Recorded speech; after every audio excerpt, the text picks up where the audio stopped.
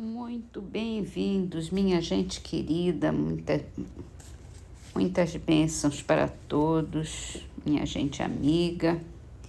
E vamos começar nossas leituras de hoje com o livro de Pastorino, Minutos de Luz.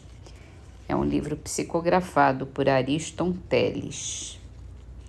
E a mensagem de hoje é a alegria. Cultive a alegria. A tristeza é marca de pessimismo e insatisfação.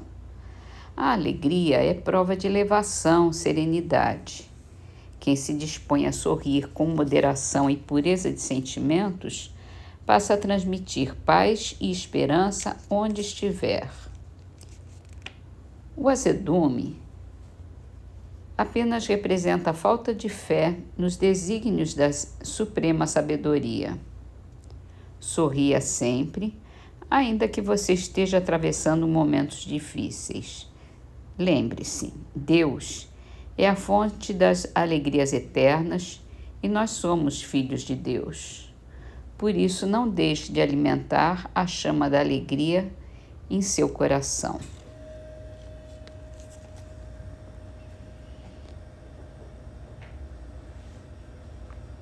É a fé, né? A fé de que vai melhorar, que mesmo que estejamos passando por momentos difíceis, tudo tem sua razão de ser e vai entrar nas graças de Deus. E assim vamos para o livro dos Espíritos, em que Allan Kardec está falando aqui sobre as relações no além-túmulo. E ele pergunta: aquele que foi grande na terra, que como espírito vem a se achar entre os de ordem inferior, experimenta nisso alguma humilhação? Às vezes bem grande, principalmente se era orgulhoso e invejoso.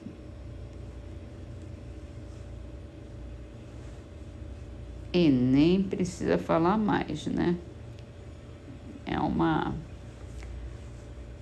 É cair na real, como se diz. Exatamente. Começar a dar valor ao que realmente importa.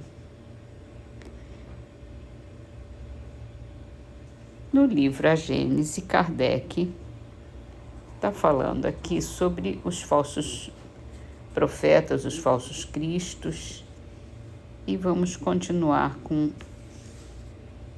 a leitura. Só os espíritos puros recebem a palavra de Deus com a missão de transmiti-la.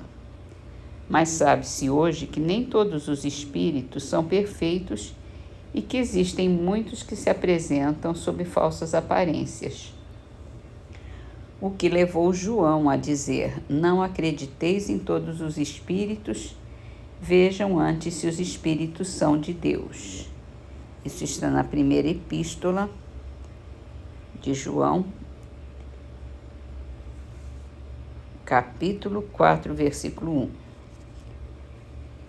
Assim, pode haver revelações sérias e verdadeiras, como há as apócrifas e mentirosas. O caráter essencial da revelação divina é o da eterna verdade. Toda revelação eivada de erros ou sujeita a modificação não pode emanar de Deus. É assim que a lei do Decálogo tem todos os caracteres de sua origem, enquanto as outras leis mosaicas, fundamentalmente transitórias, muitas vezes em contradição com a lei do Sinai, são obra pessoal e política do legislador hebreu. Com o abrandamento dos costumes do povo, essas leis por si mesmas caíram em desuso, ao passo que o Decálogo ficou sempre de pé, como o farol da humanidade. Está falando dos 10 mandamentos, né?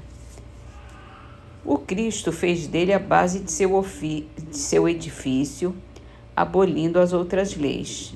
Se elas fossem obras de Deus, seriam conservadas intactas.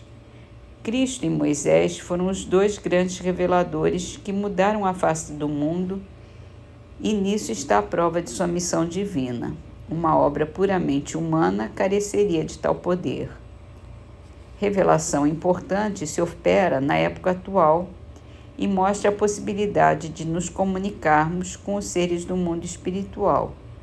Não é novo, sem dúvida, esse conhecimento, mas ficar até nossos dias, de certo modo, como letra morta, ou seja, sem proveito para a humanidade. A ignorância das leis que regem essas relações estava abafada sob a superstição. O homem era incapaz de tirar daí qualquer dedução salutar. Estava reservada à nossa época desembaraçá-la dos acessórios ridículos, compreender-lhes o alcance e fazer surgir delas a luz destinada a clarear o caminho do futuro. O Espiritismo, nos dando a conhecer o mundo invisível que nos cerca e no meio do qual vivíamos sem o suspeitarmos, assim como as leis que o regem, suas relações com o mundo visível, a natureza e o estado dos seres que o habitam e, por consequência, o destino do homem depois da morte, é uma verdadeira revelação na acepção científica da palavra. E aqui ele chegou ao primeiro objetivo, que é falar sobre o caráter da revelação espírita, né? E a gente vai continuar na próxima. Vamos então terminar nossas leituras com a frase de Meimei, que está no livro Canteiro de Ideias, psicografado por Chico Xavier. Agradeça ao trabalho que seca de problemas e tantas vezes alaga de suor.